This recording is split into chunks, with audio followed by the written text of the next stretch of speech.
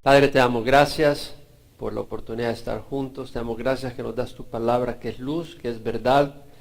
Te damos gracias, Señor, que tú eres real, Señor. No eres religión. Señor, abre nuestros ojos para entender la realidad de tu presencia y entender, Señor, cuánto te necesitamos. Y, Señor, dejar que tú ministres a nuestros corazones con tu luz, con tu verdad, con tu exhortación, con tus advertencias, con tu amor, Señor, y con tu dirección. Bendice a cada uno de los que estamos acá, los que nos ven por internet, a los que escucharán este mensaje posteriormente. Que tu Espíritu haga la obra, y te lo pedimos en nombre de Cristo Jesús. Amén. Estamos en el tercer domingo estudiando el capítulo 3 de la carta de Pablo a los Colosenses. Una vez más le doy un pequeño título al mensaje. El domingo pasado fue Una nueva vida en Cristo, parte 1, y continuamos con eso. Una nueva vida en Cristo, parte 2.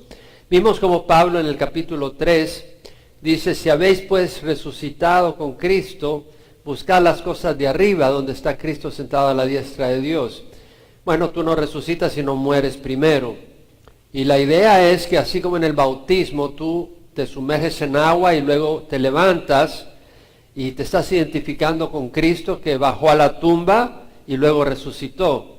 Y de la misma manera como Cristo resucitó por el poder de Dios, nosotros al identificarnos con Cristo decidimos morir a la vida de egoísmo, a la vida de arrogancia, a la vida de materialismo, a la vida temporal y de necedad y de engaño, y decidimos dar un cambio y querer caminar con Cristo en humildad y en obediencia a nuestro buen pastor, que es el Señor Jesús. Entonces nos identificamos con Jesús en su muerte, y si lo hacemos, así como en el bautizo tú sales del agua, podemos vivir una nueva vida por el poder del Espíritu Santo. Entonces Pablo dice: si habéis resucitado con Cristo, buscad las cosas de arriba, donde está Cristo sentado a la diestra de Dios. ¿Quién está arriba? Dios, Jesucristo. Buscad a Jesús. Buscad su sabiduría, buscad su amor, buscad su compañía, buscad su consuelo, buscad su conocimiento, su dirección para las decisiones de la vida, su entendimiento. En Él están escondidos los tesoros de la sabiduría y del conocimiento. Buscad a Jesús. Pablo dice: poned pues la mira en las cosas de arriba, no en los de la tierra. ¿Por qué? Bueno, porque habéis muerto, o sea, habéis decidido morir a una vida de egoísmo y de arrogancia y de rebeldía, y vuestra vida está escondida con Cristo en Dios. Y cuando Cristo, nuestra vida, sea manifestada, entonces nosotros seremos manifestados con Él en gloria. Jesús viene. Para algunos esto es ridículo, es absurdo. Así pensaba la gente antes del diluvio universal, y vino el diluvio universal. Jesús viene. Y tú puedes creerlo en el corazón o puedes creer que estos son cuentos de maricastañas, dependiendo si tienes al Espíritu Santo o no. Jesús viene, y si tú entiendes eso, tu vida cambia y las cosas que haces son distintas, entendiendo que Jesús viene, que hay una realidad eterna. Y el Señor dice: cuando Cristo, nuestra vida, sea manifestado, entonces nosotros seremos manifestados con Él en gloria. Entonces Pablo luego pasa a decir: dada esta realidad, nuestra vida tiene que ser distinta. Y luego dice: por tanto, considerad los miembros de vuestro cuerpo terrenal como muertos. Bueno, la palabra usada por Pablo en el griego es: poned a muerte los miembros de vuestro cuerpo terrestre.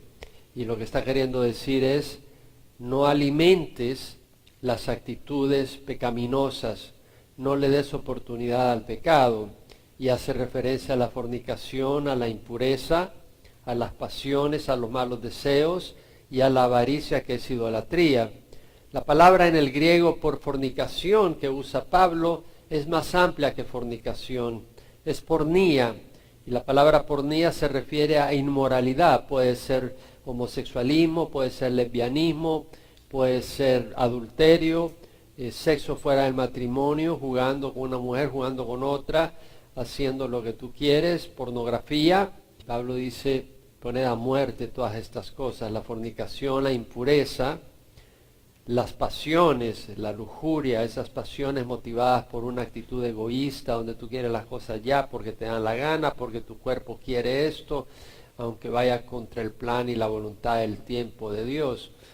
Las pasiones, los malos deseos de venganza, de destruir a alguien, de calumniar o de inmoralidad. La avaricia, que ese es el deseo fuera del plan de Dios por el dinero. Hay personas que han hecho del dinero su Dios. Para ellos, si tienen dinero están bien, porque su confianza está en el dinero. No, el dinero no es nuestra seguridad es Jesucristo. Y Él puede proveernos los fondos necesarios para poder vivir una vida supliendo las necesidades que tienes. Pero la fuente es el Señor Jesucristo. Si tú haces del dinero tu Dios, eres un idólatra. Y el dinero te puede comprar medicina, pero no te compra salud. Te puede comprar compañía, pero no te compra amor. Te puede comprar a un pastor, te puede comprar a un cura, pero no te compra la salvación, mi amigo. Jesucristo derramó su sangre en la cruz.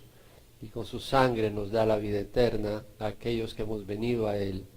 Entonces, Pablo habla del dinero, de la avaricia, de la idolatría. Y luego dice, la ira de Dios vendrá sobre los hijos de desobediencia por causa de estas cosas. Es decir, Dios es un Dios santo. Y es un gran error cuando creemos de que Dios es el viejo que está ahí arriba, o el niño Dios que está ahí en la cuna, ese muñequito de barro. No, no es un muñequito de barro, es el Dios que creó el universo con el poder de su palabra, y es el Dios que nos advirtió del infierno. Dijo, entrad por la puerta estrecha, porque ancha es la puerta y amplia la senda que lleva a la perdición, y muchos son los que entran por ella, pero estrecha la puerta y angosta la senda que lleva a la vida, y pocos son los que la hallan. Y esa advertencia es una advertencia de amor, como cuando un padre le dice a su hijo, ten cuidado con el fuego. El fuego es buenísimo, lo usamos para cocinar, comemos marshmallows, los ponemos y los rostizamos, podemos rostizar un pollo, pero si tú no te das cuenta, el fuego te puede quemar y destruir, un fuego fuera de control. Bueno, Dios es un Dios santo, es un Dios de amor, pero es un Dios que odia el pecado. Y si tú, en una actitud rebelde, haces las cosas contrarias al plan de Dios, no te vas a encontrar a un Dios amoroso, te vas a encontrar a un Dios de ira. Y por eso dice Pablo acá, la ira de Dios vendrá sobre los hijos de la desobediencia por razón de estas cosas. Dios es bueno y Dios merece ser obedecido porque es un pastor que nos ama. Y nosotros podemos rebeldemente hacer lo que nos da la gana sin darnos cuenta que somos títeres del diablo que está influenciando nuestros pensamientos y nuestras acciones para obrar en rebeldía contra Dios. Bueno, Pablo dice, hablando de estas cosas, en las cuales vosotros también anduvisteis en otro tiempo cuando vivíais en ellas. Es decir, cuando no has recibido a Cristo, tú vives en este tipo de manera. Tú vives este estilo de vida, pero eso era antes, cuando vivías en ellas. Cuando tú vienes a Cristo, hay un nuevo nacimiento. Si alguno está en Cristo, nueva criatura es. Las cosas viejas pasaron, he aquí, todas son hechas nuevas. Hay una renovación, hay una nueva vida, hay un nuevo nacimiento. No quiere decir que no haya una naturaleza pecadora, pero ahora somos hijos de Dios, no solo criaturas de Dios, y tenemos el Espíritu Santo para obrar de acuerdo a la voluntad de Dios. Entonces Pablo ahora, hablando del caminar del cristiano, dice entonces en el versículo 8, pero ahora desechad también vosotros todas estas cosas, ira, enojo, malicia, maledicencia, lenguaje soez de vuestra boca. No mintáis los unos a los otros, puesto que habéis desechado al viejo hombre con sus malos hábitos, y os habéis vestido del nuevo hombre, el cual se va renovando hacia un verdadero conocimiento conforme a la imagen de aquel que lo creó. Una renovación en la que no hay distinción entre griego y judío, circunciso e incircunciso, bárbaro, escita, esclavo o libre, sino que Cristo es todo y en todos. Entonces vemos que Pablo dice, desechad todas estas cosas, ira, enojo, malicia, maledicencia, lenguaje soez de vuestras bocas. Ira, esta palabra traducida por la Christian Standard Bible, la English Standard Bible, la New American Standard Bible, la traducen anger, enojo. ira, enojo. La palabra en el griego es orge y quiere decir ira, enojo, venganza, indignación.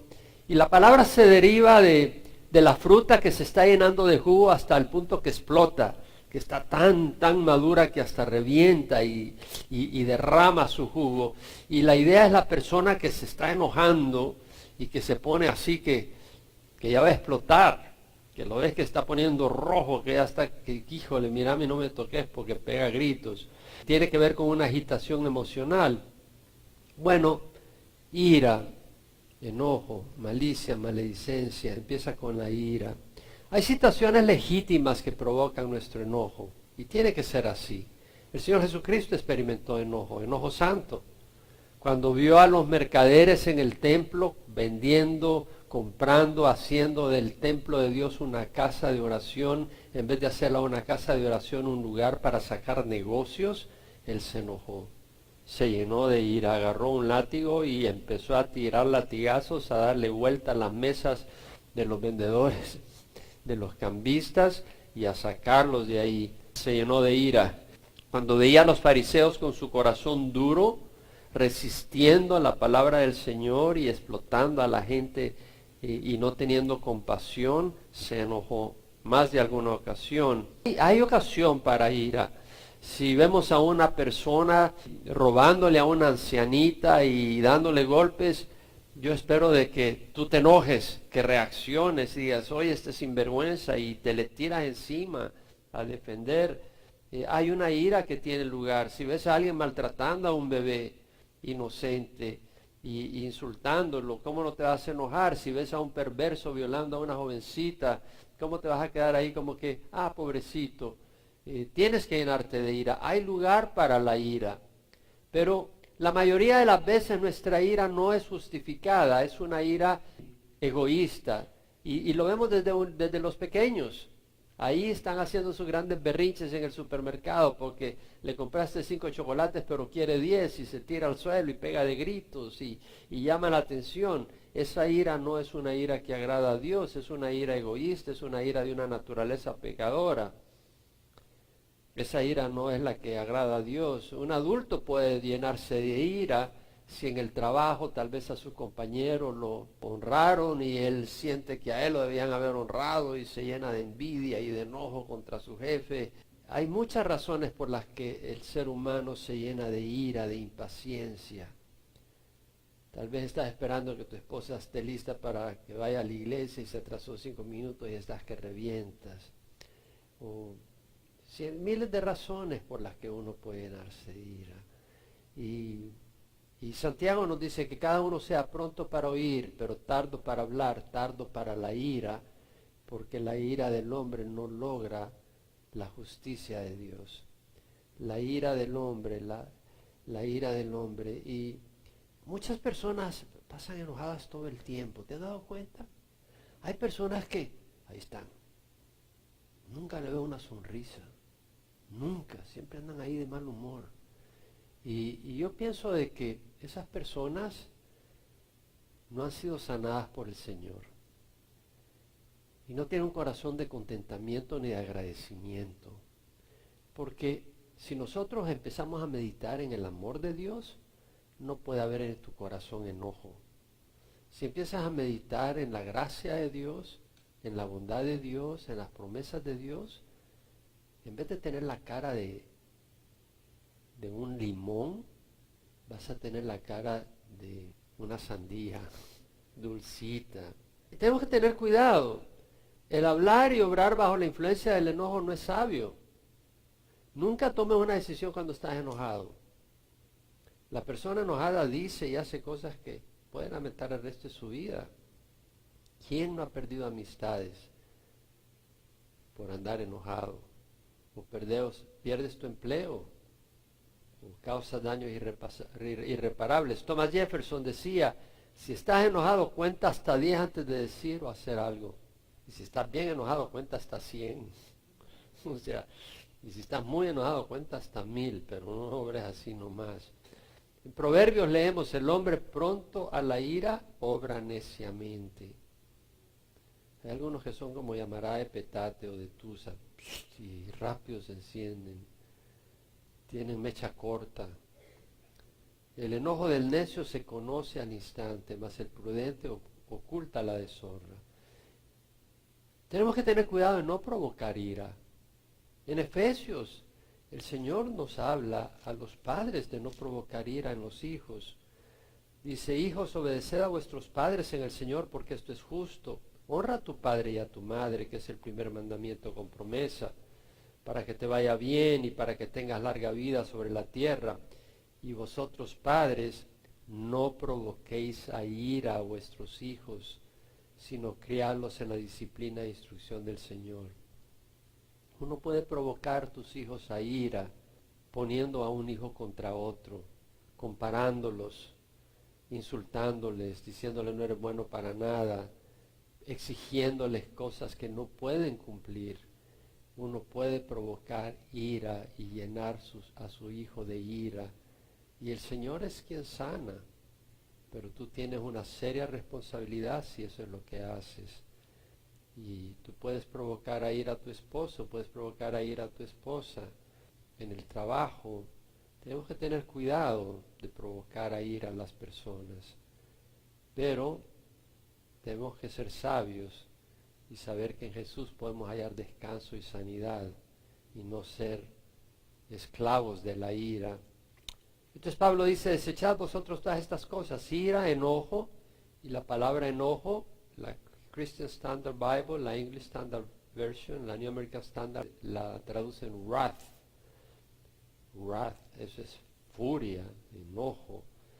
Y la palabra es thumos, o sea, un fuego que se enciende y luego se apaga. Somos una sociedad llena de enojo. ¿Quién puede decir amén a eso? Somos una sociedad llena de enojo. Qué distinto en los pueblitos, la gente más tranquila, por lo menos en aquellos tiempos. Hoy todo el mundo anda bravo. Todo el mundo anda bravo por todos lados, por cualquier cosa. 64% de los encuestados en una encuesta en el año 2017 dicen que el mundo se ha vuelto un lugar lleno de bravos. El 28% de las personas dicen de que a veces se enojan fuera de control. 1 de cada 3 personas dicen: me preocupo cuando me pongo bravo. No tengas pistola, ni machete, ni cuchillo a la par. 20% de las personas encuestadas dijeron haber perdido amistad por haber salido su enojo fuera de control. 1 de cada 10 adolescentes dice tener un problema serio de enojo fuera de control. Es uno de los problemas mentales más comunes en la juventud. Los jóvenes están llenos de enojo, están bravos. Se ha vuelto una epidemia. El 80% de los que manejan experimentan enojo. ¿Alguno de ustedes se ha enojado en el volante? La gente está brava.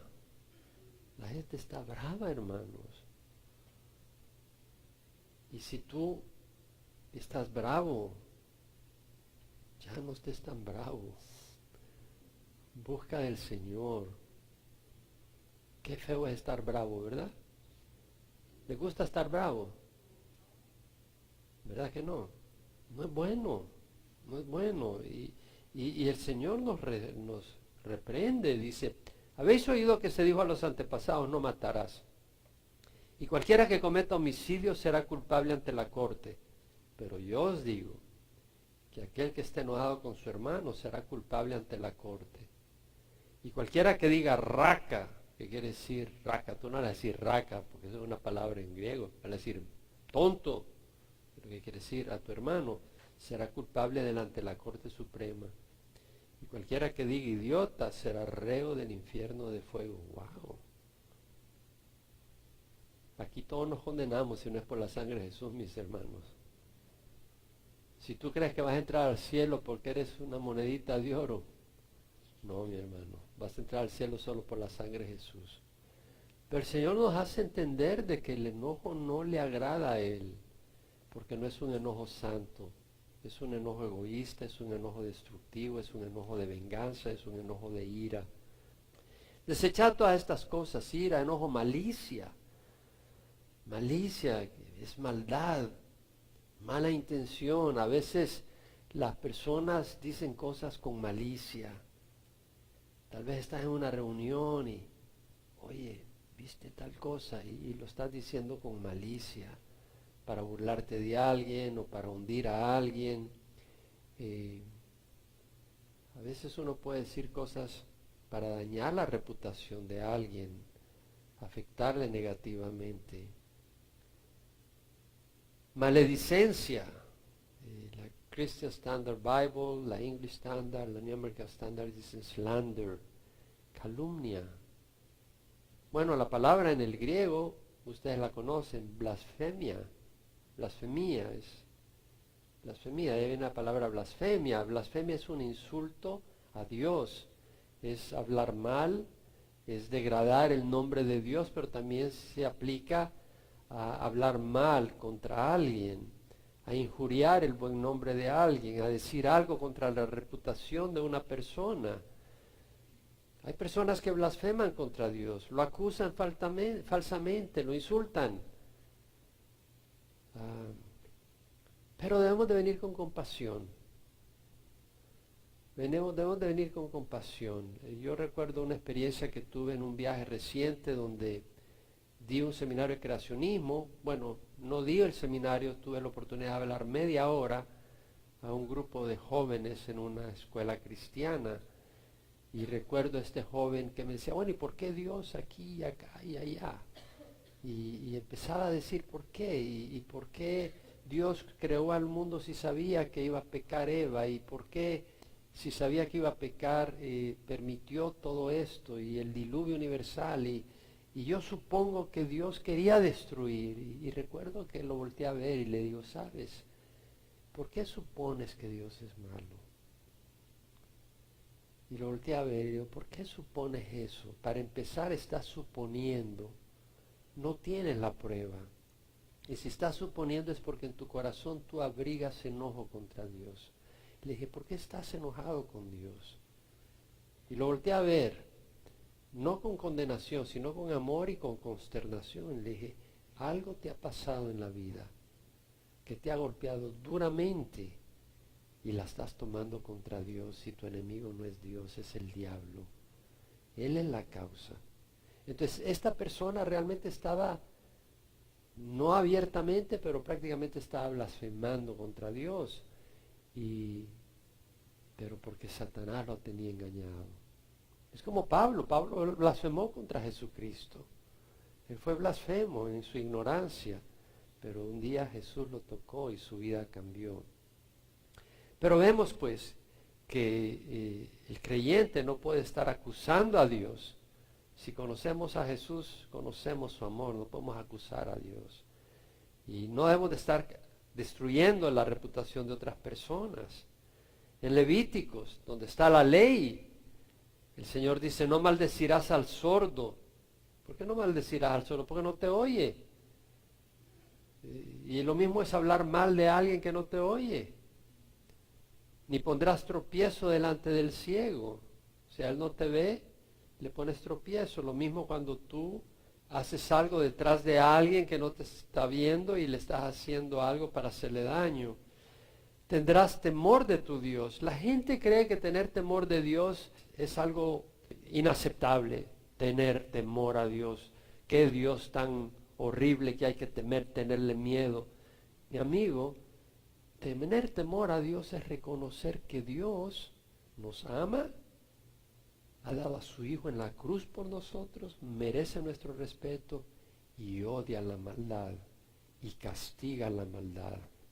Y ha establecido un lago de fuego y azufre para aquel que trajo tanta destrucción, que se llama Satanás, y para aquellos que rehúsan la compasión y el amor de Jesús y terminan haciendo la voluntad del diablo. Para ellos hay un lago de fuego y azufre. Y si tú no tienes un temor santo de Dios, eres porque eres un tonto, eres un necio. Y bien dice la palabra del Señor, el necio ha dicho en su corazón, no hay Dios. El que vive como que si no hay Dios, el temor a Jehová es el principio de la sabiduría. Son los necios los que desprecian la sabiduría y la instrucción. Entonces el Señor nos dice, no harás injusticia en el juicio, No favorecerás al pobre ni complacerás al rico. No favorecerás al pobre. Es decir, hay que ser justo. Pues si es cholo, pues no solo por eso lo vas a favorecer. Y si es güero, no por eso lo vas a ser injusto con él. Güero, cholo, mexicano o gringo, sé justo y punto. Sé recto y punto. ¿Puedo oír un amén? Con justicia juzgarás a tu prójimo. No andarás de calumniador entre tu pueblo. No harás nada contra la vida de tu prójimo. Yo soy Jehová.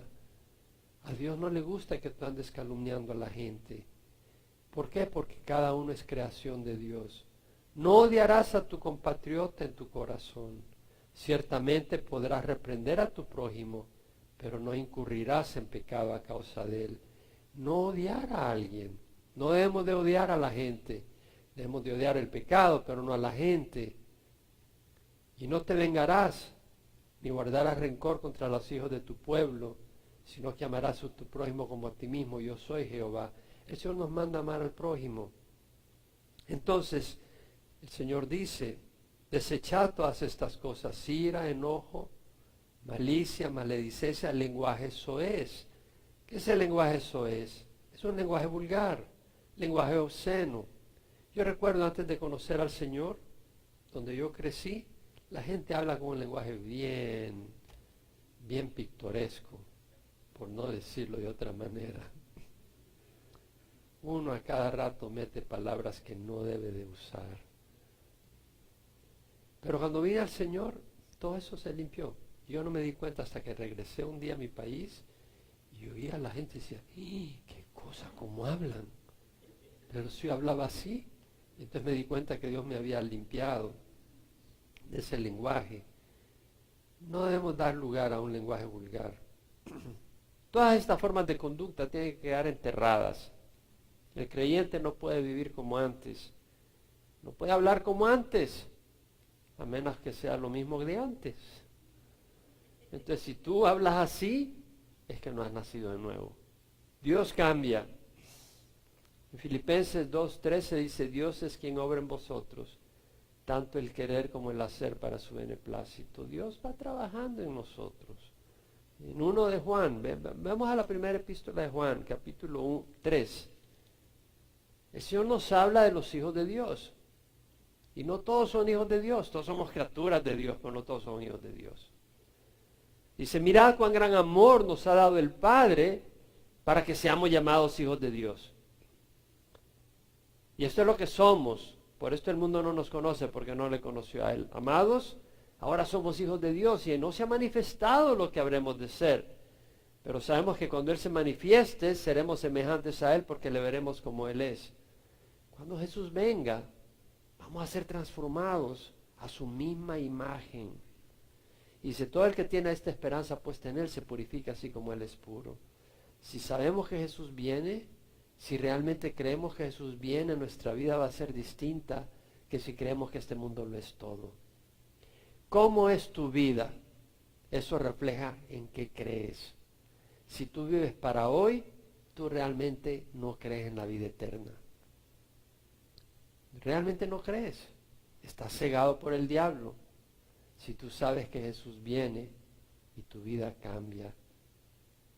Todo el que practica el pecado, practica también la infracción de la ley, pues el pecado es infracción de la ley. El que practica, no quiere decir el que tropiece, uno tropieza, pero el que practica.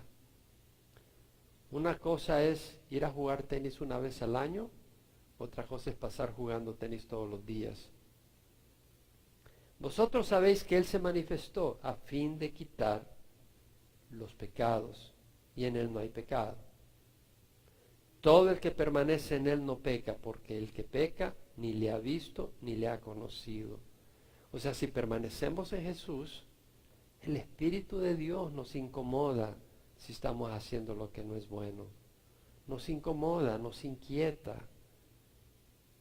Hijos míos, que nadie os engañe. El que practica la justicia es justo, así como es justo Él. El que practica la rectitud. No puedes vivir engañando, no puedes vivir mintiendo.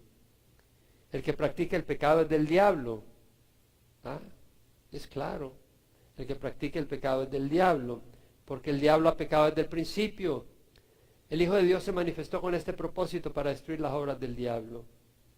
Jesús se manifestó y habita en nuestro corazón para destruir las cosas del diablo. Ninguno que es nacido de Dios practica el pecado, porque la simiente de Dios permanece en él y no puede pecar porque es nacido de Dios. Es decir, Jesús habita en nosotros y nos ama y nos inquieta y nos guía.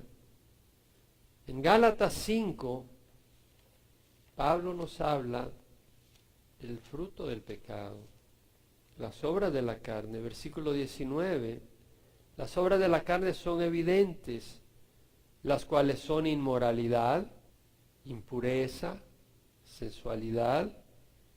¿Qué es la sensualidad? Es vestirse provocativamente.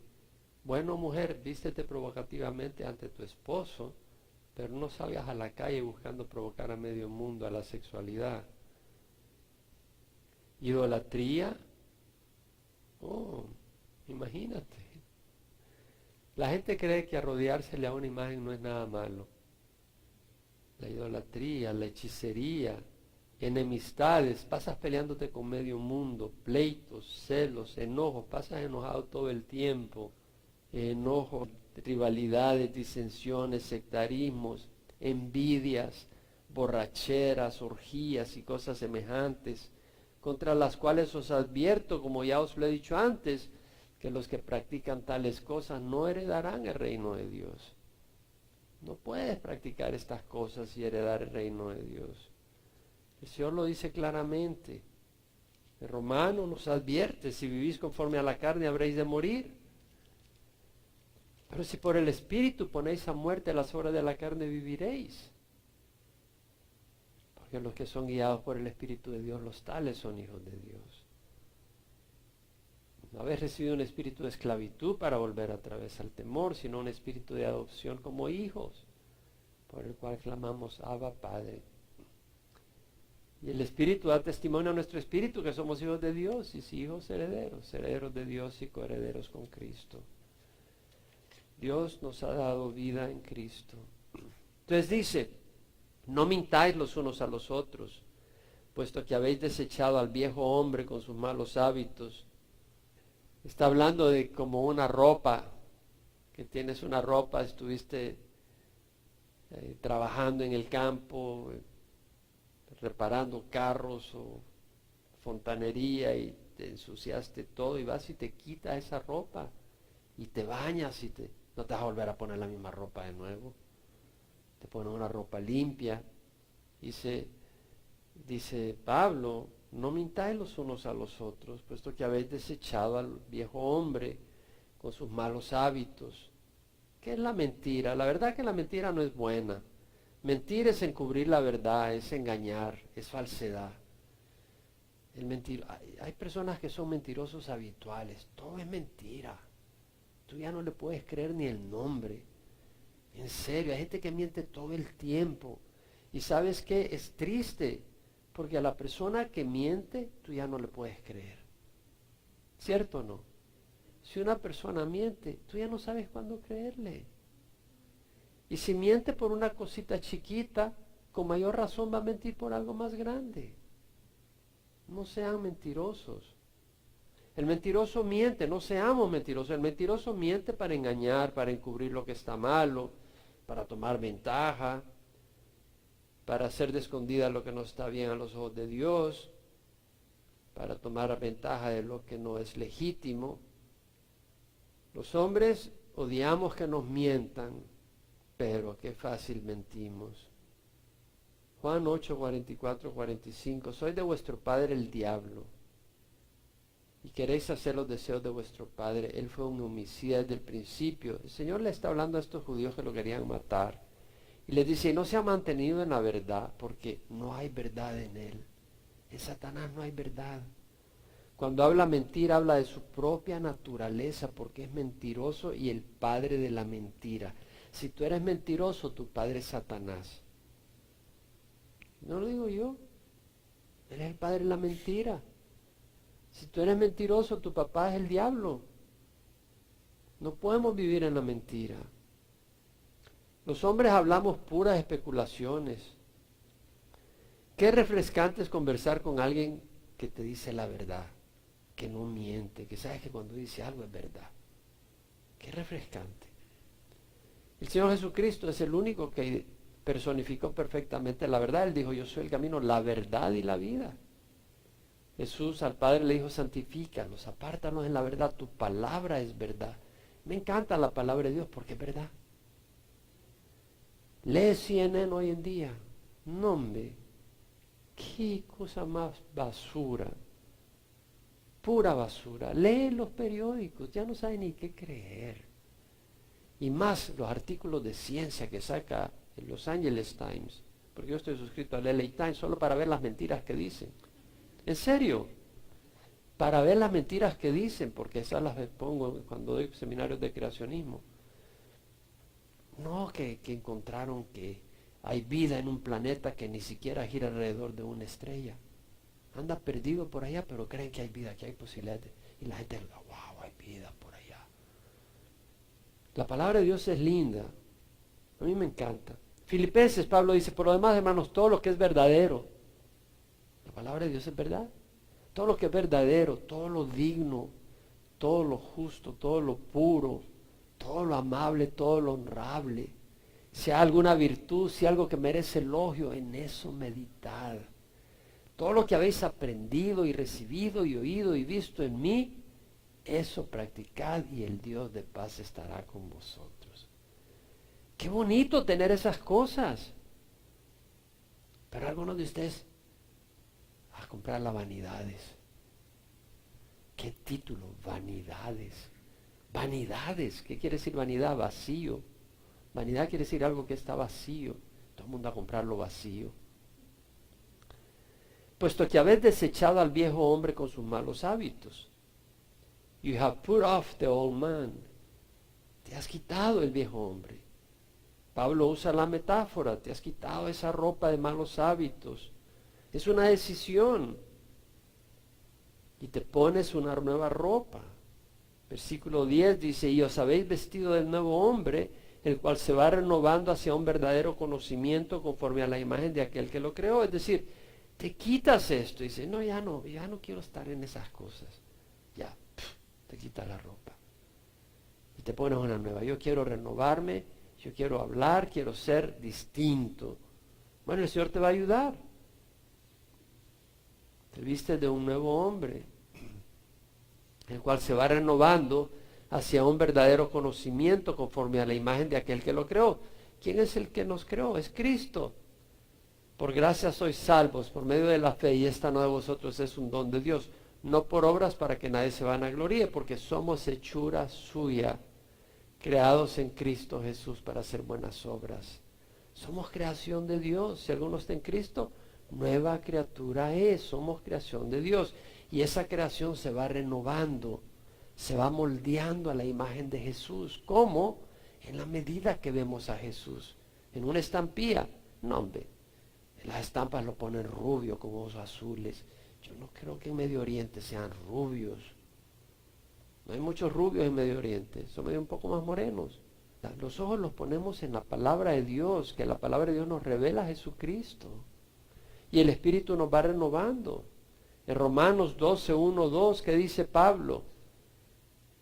Por consiguiente, hermanos, ruego por la misericordia de Dios que presentéis vuestros cuerpos como sacrificios vivos y santos, aceptables a Dios, que es vuestro culto racional. Y no os adaptéis a este mundo, sino sed transformados mediante la renovación de vuestra mente, para que verifiquéis cuál es la voluntad de Dios, lo que es bueno, aceptable y perfecto. Vamos a renovar nuestra mente. ¿Cómo? Con la palabra de Dios. Ser transformado, la palabra es metamorfo, la metamorfosis, como la oruga que se convierte en mariposa. ¿Qué es lo que la convierte en mariposa? El ADN. Ahí está el ADN, regulando el proceso en que ese gusano que se arrastra se convierte en una linda mariposa. Y la palabra de Dios nos va transformando, nos va cambiando, nos va dando a entender el plan de Dios, las promesas de Dios, quiénes somos en Cristo Jesús. ¿Por qué un Un gavilán, el hijo pequeñito de un águila, si crece entre pollitos, anda pío, pío, pío, pío, pío, pío, y no se da cuenta que él es un gavilán. Tenemos que darnos cuenta quiénes somos en Cristo Jesús. Y la palabra nos lo revela. ¿Cuándo? Cuando nos volvemos a Jesús. Hay mucha gente que está en la oscuridad porque no vienen a Jesús. 2 Corintios 3, 16 al 18 dice, cuando alguno se vuelve al Señor, el velo es quitado. Algunos no entiendan la Escritura porque no vienen a Jesús. Algunos no se emocionan de que Jesús viene porque no han venido a Jesús. ¿Qué les va a importar que Jesús venga? Lo único que quieren es comer y disfrutar la vida. No saben que Jesús viene. No saben que Jesús viene a reinar. No saben que hay un cielo y hay un infierno. Ahí como robots viven como esclavos de Satanás, como títeres del diablo. Cuando alguno se vuelve al Señor, el velo es quitado. Cuando vienes a Jesús, cuando dejas tu arrogancia y reconoces que tú no eres Dios y pones los ojos en Jesús y te dices cuenta, Señor, un Dios de amor que dio su vida en la cruz por nosotros.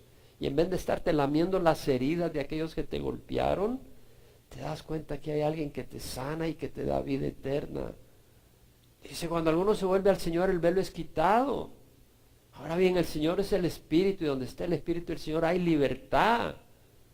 Y nosotros todos con el rostro descubierto, contemplando como en un espejo la gloria del Señor, estamos siendo transformados en su misma imagen de gloria en gloria, como por el Señor el Espíritu. O sea, en vez de estar mirando nuestras miserias, nos ponemos a ver a Jesús y lo que Él ha hecho y su amor. Y al ir entendiendo quién es Jesús a través de su palabra, la ira va desapareciendo, el enojo va desapareciendo, el lenguaje soez va desapareciendo. Y aparecen en nuestros labios palabras de esperanza, y aparece en nuestro rostro sonrisa de gozo.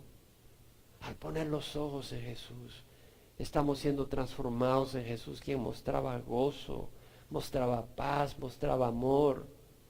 Una renovación en la cual no hay distinción entre griego y judío, circunciso e incircunciso, bárbaro, escita, esclavo o libre, sino que Cristo es todo y en todo. O sea, hay una renovación. Entonces no es aquello de que, ok, vamos a tener una iglesia allá en Newport Beach para los ricos y una en Santana para los probes. No, ya no hay distinción. Si naciste en cuna rica o naciste en cuna de barro, ya no hay distinción si le perteneces a Jesús. Ya no hay distinción. Ya no hay distinción entre griego y judío. El griego era el intelectual, pero también el idólatra. Tenía una cantidad de ídolos, eran intelectuales, pasaban pensando. Y el judío es el que tenía la ley, la revelación de Dios. Pero, ¿de qué te sirve la revelación de Dios si tú rechazas a Cristo? La ley te condena. Y el que no tenía la ley, pero viene a Cristo, tiene el cumplimiento de la ley que es Cristo Jesús. Estamos en Cristo, estamos completos. No hay diferencia entre circunciso o incircunciso. Si seguías las tradiciones religiosas o no, si estás en Cristo, eso es lo importante. Bárbaro y escita, bárbaro. Oye, este es bárbaro. No, no es en ese sentido. Bárbaro era aquel que no tenía cultura, que era medio salvaje. Y el escita, esos eran más salvajes. Ellos agarraban el cráneo de sus enemigos, lo cortaban y con ellos se bebían la sangre de sus enemigos. Estos sí que eran medio salvajes. Dice, pero si estás en Cristo, ya no hay diferencia. Si estás en Cristo, aquí puedes tener a alguien de la Mara Salvatrucha, todo marcado, pero si viene en Cristo, es nuestro hermano. Ya no hay diferencia. Esclavo o libre, sino que Cristo es todo. Cristo es todo. Amigo, ese término solo le corresponde a Dios. Aquellos que niegan la deidad de Cristo están ciegos. Cristo es todo. El único que puede ser todo es Dios. Cristo es todo en todos. Mi amigo, nadie puede estar en todo, solo Dios. Qué maravilloso que Cristo, siendo igual a Dios, no consideró el ser igual a Dios algo que aferrarse, sino que se despojó a sí mismo, tomando forma de siervo, se hizo semejante a los hombres. Y hallándose en forma de hombre, se hizo obediente hasta la muerte, muerte de cruz. Qué gran amor. Así que si eres de sangre azul, ¿qué me importa? Y si eres de sangre roja, pues tampoco. Estás en Cristo, eso es lo que es importante. Si tus papás son indígenas, mexicanos, franceses, rusos, si estás en Cristo, eso es lo que importa. Cristo es todo en todos. Vamos a pararnos. Tal vez tú dices, la verdad es que yo soy el mismo gato de siempre. Sigo maullando como siempre. Necesitas cambiar. Necesitas cambiar y el cambio no lo puedes hacer tú, lo tiene que hacer Dios. Pídele a Dios perdón. No seas arrogante. Reconoce que, es que a mí me golpearon, a mí me hicieron esto.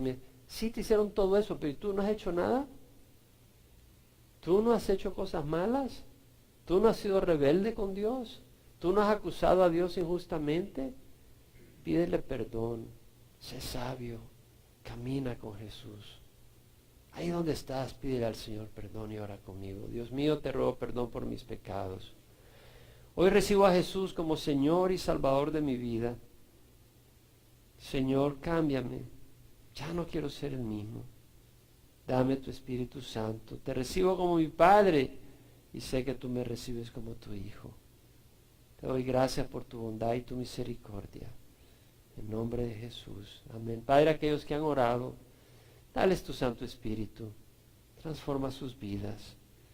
Y te ruego que cada uno de nosotros seamos sabios para quitarnos el hombre viejo, ira, enojo, malicia, maledicencia, lenguaje soez.